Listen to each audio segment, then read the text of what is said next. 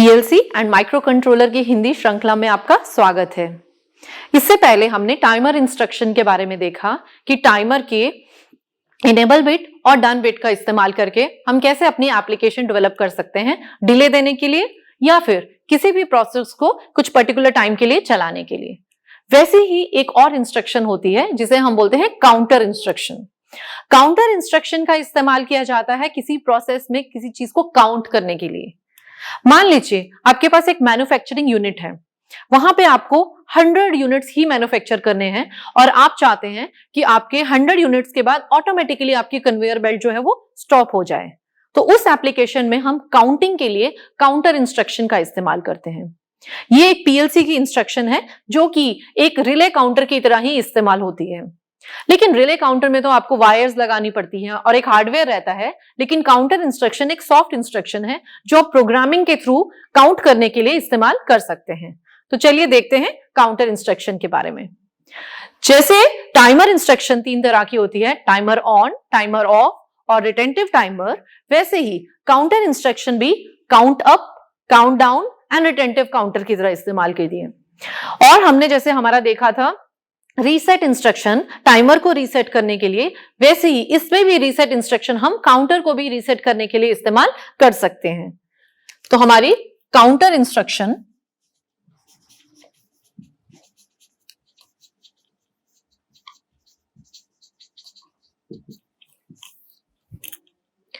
आज हम देखेंगे काउंटर इंस्ट्रक्शन जो सबसे ज्यादा इस्तेमाल होती है, काउंट अप।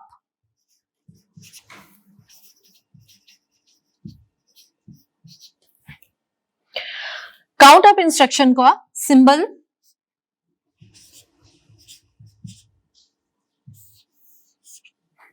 सबसे पहले, जैसे हमारा टाइमर है वैसे ही इसमें सबसे पहले आएगा हमारा एड्रेस। सो एड्रेस क्या रहेगा हमारा? इनपुट के लिए था हमारा I1, आउटपुट के लिए है O0, टाइमर के लिए था T4, ऐसे ही काउंटर के लिए है C5। तो ये हमारे को सिंबल्स का ध्यान हमेशा देना है लिखते वक्त। और ये किसके लिए हम बात कर रहे हैं? एलन ब्रेडली के लिए। ऐसे ही अगर कोई और काउंटर हम किसी और पीएलसी में यूज करेंगे तो उसके अपने सिंबल्स हो सकते हैं, लेकिन काम करने का तरीका हमारा सबका सेम है। तो वैसे ही इसका एड्रेस आएगा हमारा C5। ये भी बहुत तरह के हैं। मान लीजिए C5:0 हमारा पहला जो है वो काउंटर है। उसके बाद में जैसे हमारा टाइमर में इस्तेमाल होता था वैसे ही इसमें भी हमारा इस्तेमाल होता है प्रीसेट। इसमें हमारा टाइमर बेस की तरह ऐसा कुछ नहीं है, सिंपल प्रीसेट और उसके बाद में एक्यूमुलेटर। एक्यूमुलेटर तो आपका 0 से शुरू होगा और कितनी वैल्यूज आपको चाहिए। मान लीजिए कि इस कमरे में हम चाहते हैं कि 20 लोग आए, ठीक है, तो हम काउंटिंग करना चाहते हैं 20 तक, तो हम ये प्रीसेट की वैल्यू जो है वो 20 कर देंगे। और इसमें 2 बिट्स रहती हैं, काउंट अप और डन बिट। तो इनका इस्तेमाल हम कर सकते हैं हमारे फर्दर प्रोसेस के लिए। अच्छा, अब मान लीजिए कि आपके पास एक इनपुट है, ठीक है। अब हम इसका लैडर लॉजिक में कैसे इस्तेमाल करते हैं अब वो देखते हैं। मान लीजिए कि आपके पास एक इनपुट है, इनपुट में क्या है आपका, लेट्स से डोर सेंसर लगा हुआ है। जितनी बार आपका डोर ऑन होता है उतनी बार वहां पे एक स्विच लगा हुआ है, लिमिट स्विच लगा हुआ है, तो आपका लिमिट स्विच जो है वो ऑन हो जाता है। तो आपका ये जो एक्यूमुलेटर है वो 0 से 1 हो जाएगा, यानी कि 1% आपके रूम में आ गया है। ऐसे ही जब उसके बाद में दोबारा से डोर ओपन हुआ तो उसके बाद में ये आपका 1 से 2 हो जाएगा। ऐसे ही जितनी बार आपको इनपुट मिलता रहेगा उतनी बार आपकी एक्यूमुलेटर की वैल्यू अप होनी शुरू हो ही जाएगी। तो यानी कि आपका काउंटर स्टार्ट हो गया है और जैसे ही आपका 20 पर ये पहुंचा, जैसे ही ये आपका 20 पर पहुंचा तो आपका ये जो डन बिट है ये इनेबल हो जाएगा। अब आप ये कर सकते हैं कि इस डन बिट का आप इस्तेमाल कर सकते हैं कुछ बजर साउंड करने के लिए, ताकि जो भी ऑपरेटर है उसे पता चल जाए कि हमारे 20 लोग जो हैं, 20 लोग जो हैं वो कमरे में आ चुके हैं, हमारी जितनी कैपेसिटी थी रूम की वो फिल हो चुकी है। तो ऐसे कुछ एग्जाम्पल हम लेकर इसका इस्तेमाल कैसे लैडर लॉजिक में कर सकते हैं वो देखते हैं। मान लीजिए कि जैसे मैंने बात की कि आपके पास एक डोर के ऊपर लिमिट स्विच लगा हुआ है, उसको हम नाम देते हैं LM, मान लीजिए LM1, ठीक है, ये आपका एक इनपुट है और इसका एड्रेस है I1:0:0 और उसके बाद में ये लिमिट स्विच ने जैसे ही जितनी बार ये लिमिट स्विच का इनपुट स्टेट हाई होगा यानी कि 1 होगा, उतनी बार आपका एक्यूमुलेटर 0 से 1 2 3 ऐसे होता रहेगा। और हम इस डन बिट को इस्तेमाल करते हैं एक बजर के लिए, बजर को साउंड करने के लिए, या कोई एलईडी ग्लो कर सकते हैं, वो आपके एप्लीकेशन पे डिपेंड करता है। उस बजर का एड्रेस है O0:0:0। तो इन दोनों का इस्तेमाल करके आइए देखते हैं कि हम लैडर लॉजिक में काउंटर का इस्तेमाल कैसे करेंगे। सबसे पहले हमारी रेल्स हैं,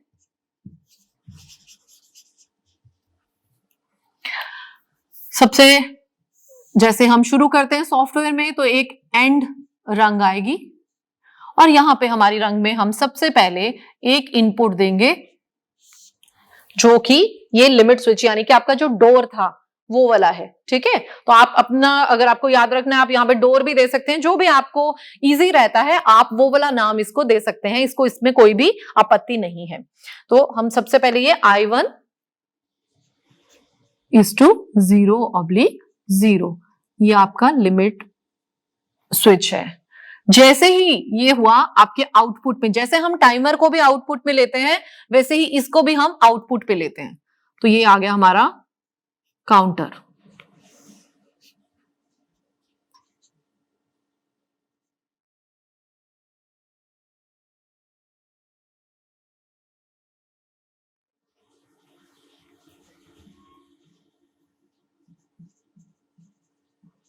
ये वो वैल्यू है जहां तक आप काउंट करवाना चाहते हैं, मान लीजिए 20, और उसके बाद है हमारा एक्यूमुलेटर।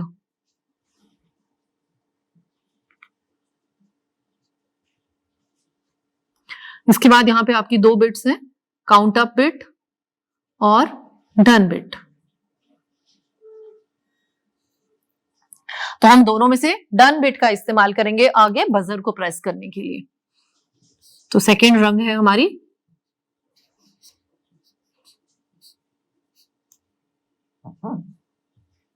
C5:0 bit.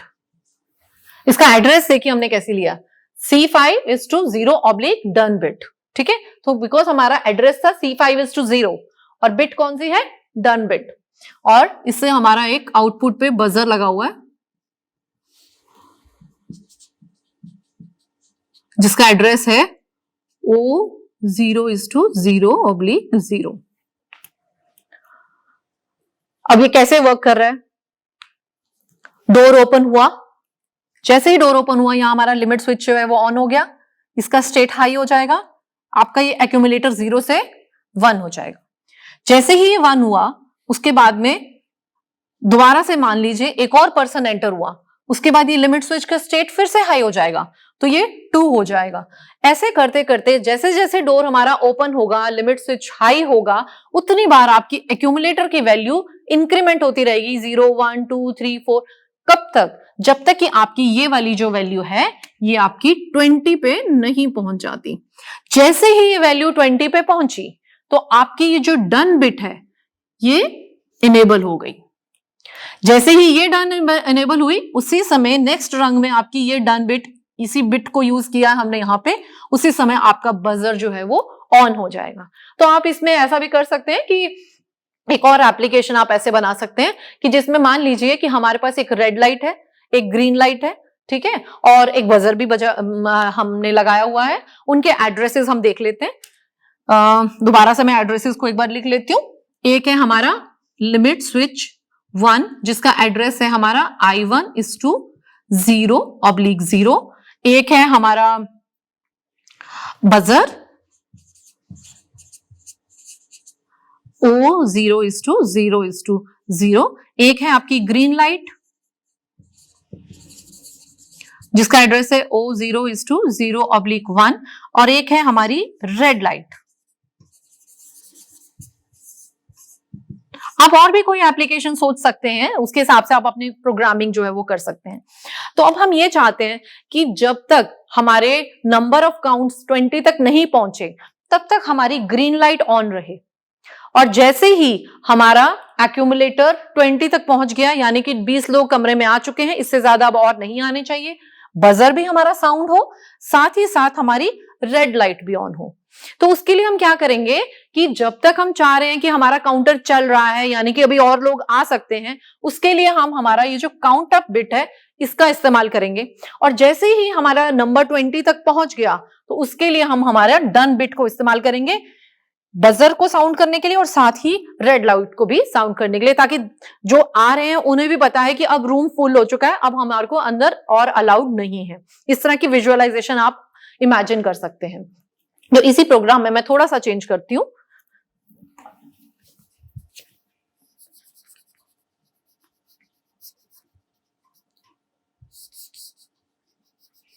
तो हम क्या कह रहे हैं कि हमारी जो काउंट अप बिट है,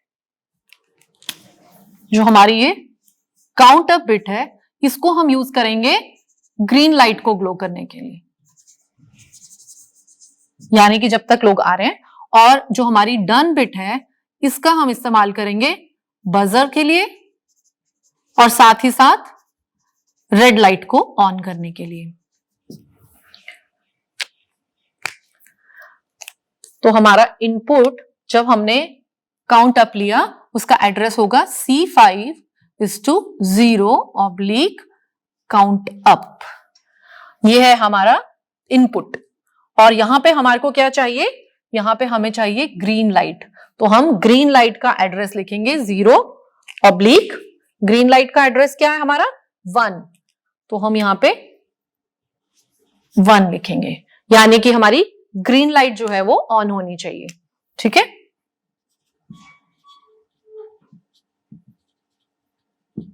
ऐसे ही नेक्स्ट एक और रंग ले लेते हैं हम, C5:0। अब हम कौन सी यूज करेंगे, डन बिट। डन बिट और आउटपुट पे हमारा एक तो है रेड लाइट, O0:0। फर्क कहां पे आएगा, रेड लाइट का एड्रेस क्या है हमारा 2।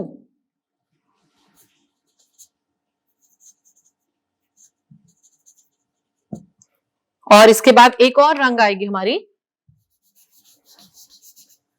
जिसमें हम सेम बिट को यूज करेंगे बजर के लिए।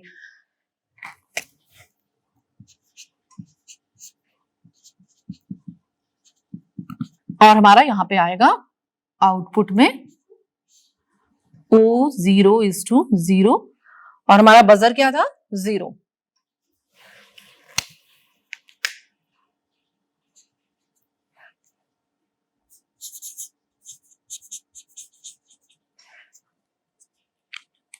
और लास्ट में हमारी एंड रंग।